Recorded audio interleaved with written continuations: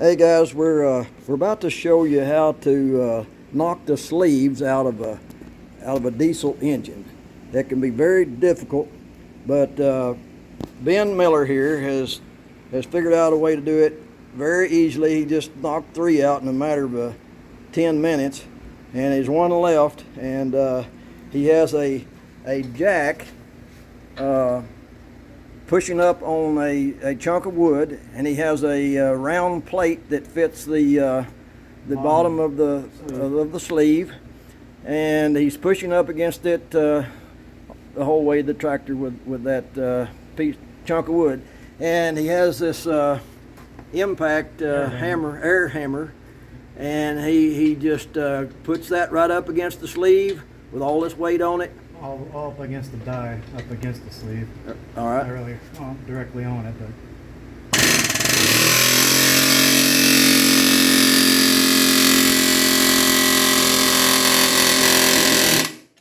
All right. That rod there is he's welded to that bottom piece that goes around it, and it's sticking up through there. He had tried using a puller, and that didn't work. But you saw what happened then. It moved, what do you think, about 3 inches right then? So, once you get these things going, it's pretty much done. So that's it. It's just add more pressure and keep on going with it. And then I used a cheap extension. Okay. Because you about run out of length there with this long air hammer.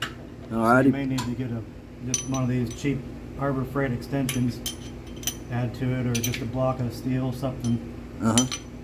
Well, that was just too simple. I had a different mechanic working on this. He kept it for near a year, waiting on a tool to knock these things out with, and he finally gave up on it, and I kind of gave up on him too. So brought it to Ben, and he's knocked them out here in a matter of just a few minutes without having to buy a tool. All right, that's it. Hope you benefit from this.